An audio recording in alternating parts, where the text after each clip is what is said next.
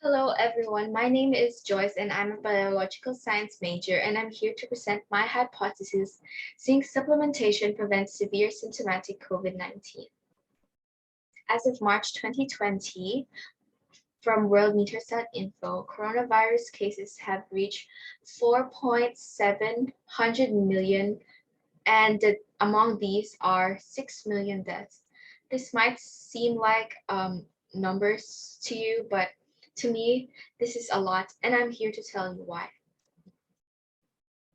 So as of now, currently, Thailand is experiencing um, insufficient hospitals and hospitals to admit patients of COVID-19, and that the the healthcare system of Thailand is on the verge of collapsing.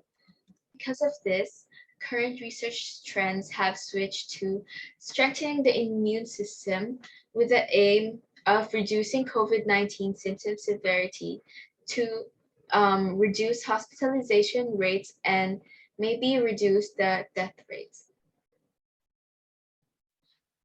There is limited research in the role of nutrition in the prevention and cure of COVID-19, which is why I'm here to present the study of several studies to prove my hypothesis that zinc supplementation prevents severe symptomatic COVID-19 among patients of high risk, especially those ages 50 and above.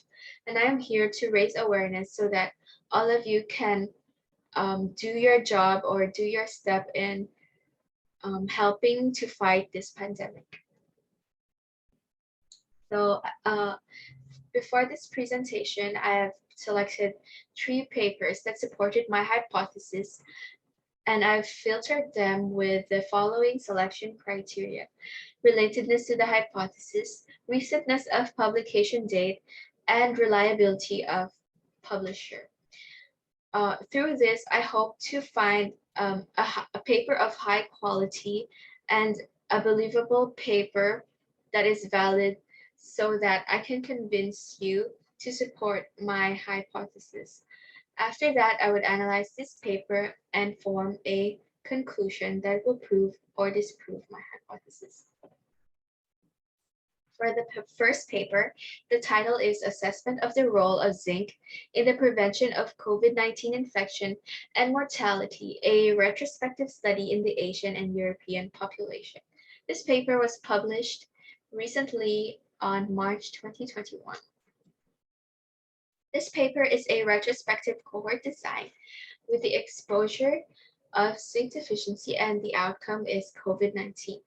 The objective of this paper is to evaluate the correlation between the prevalence of zinc deficiency and COVID-19 incidence, cases, and outcomes, deaths in Asian and European population. In this presentation, I would mostly focus on the results that they've gathered among the Asian countries that they did this study on the dates May 30th, 2020 and June 30th, 2020, because these were found to be the dates where COVID-19 cases have peaked. In this slide, we can see four graphs that show the correlation between zinc deficiency and number of COVID-19 cases and deaths in 45 Asian countries, where A and B shows data from May 30, 2020, and B and C shows data from June 30, 2020. We can see that all of these tables showed a positive slope, where they show a positive relationship between the prevalence of zinc deficiency and the number of cases and deaths in the population.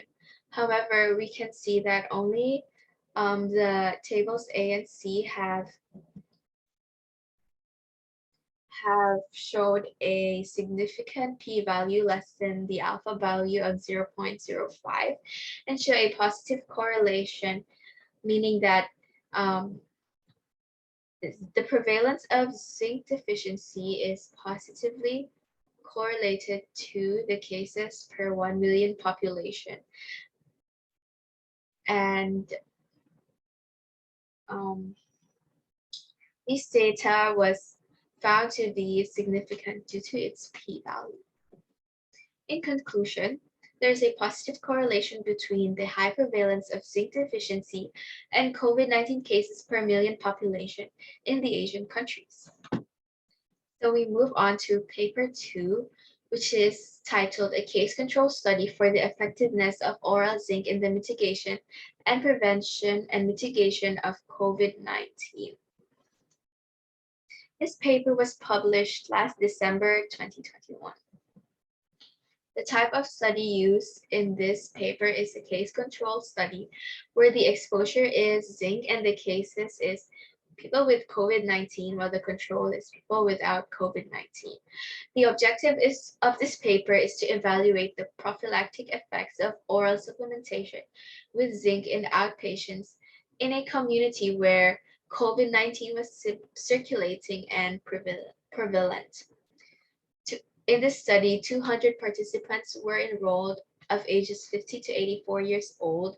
Among these, 104 participants received treatment and 96 participants are the control.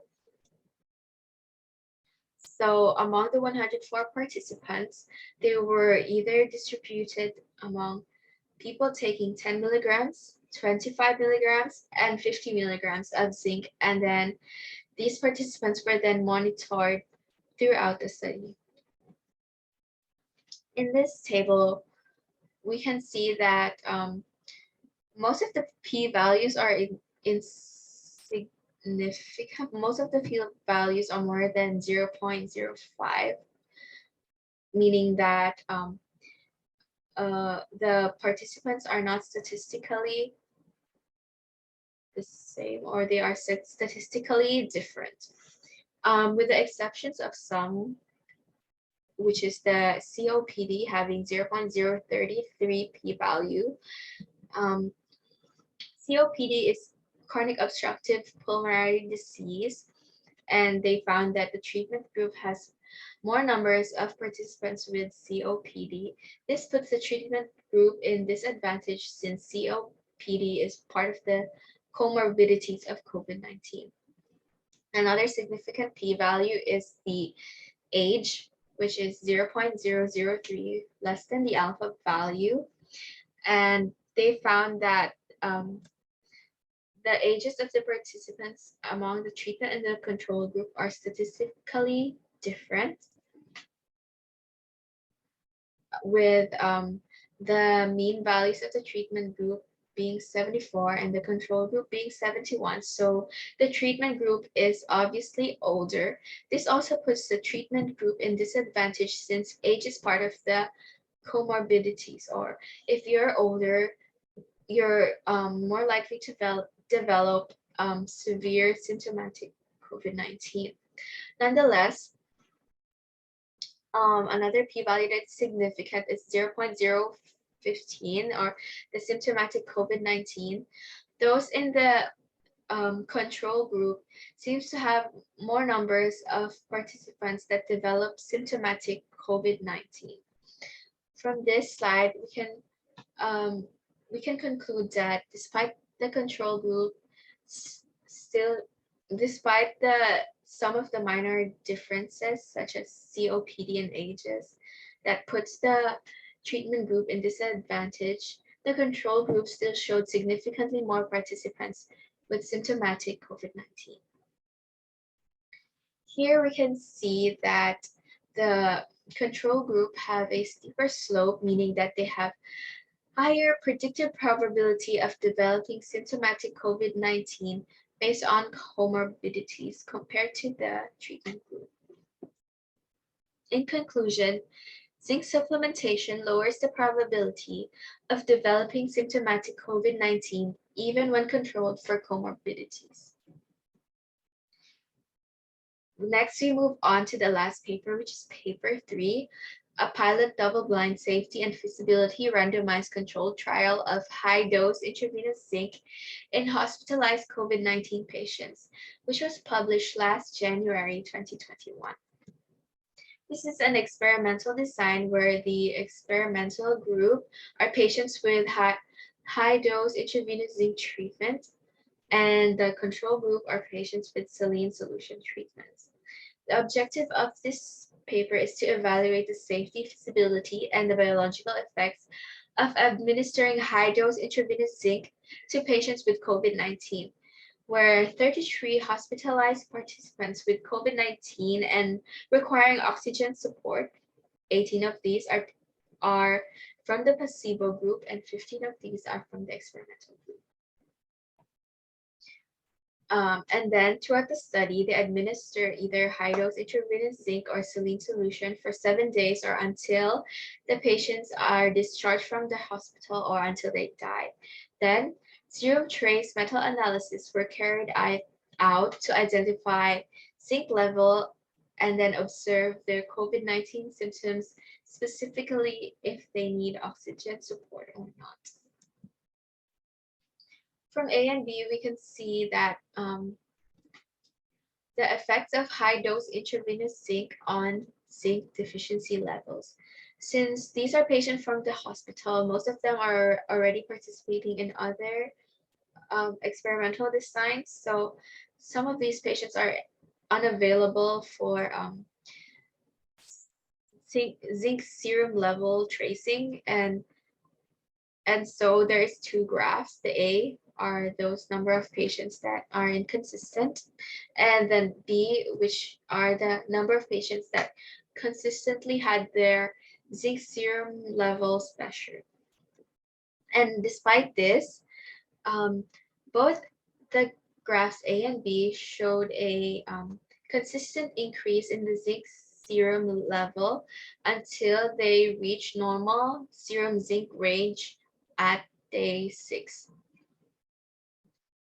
And here we can see the effects of high-dose intravenous zinc on mean daily peak oxygenation requirements in COVID-19 patients, where we can see a consistent decreasing slope with numbers of patients falling from 6 to 2. So from 6 people requiring oxygen support, only 2 were left on day 7 for the treatment group or the group that received high-dose intravenous zinc. While for the placebo group, there is not a consistent result, and they didn't consistently decrease the number of people requiring oxygen support. From this study, we can conclude that the administration of high-dose intravenous zinc among COVID-19 patients increases zinc serum levels above zinc deficiency level. And furthermore, high-dose intravenous zinc is helpful in helping COVID-19 patients that requires oxygen support to recover and decrease their mean daily peak oxygen requirement.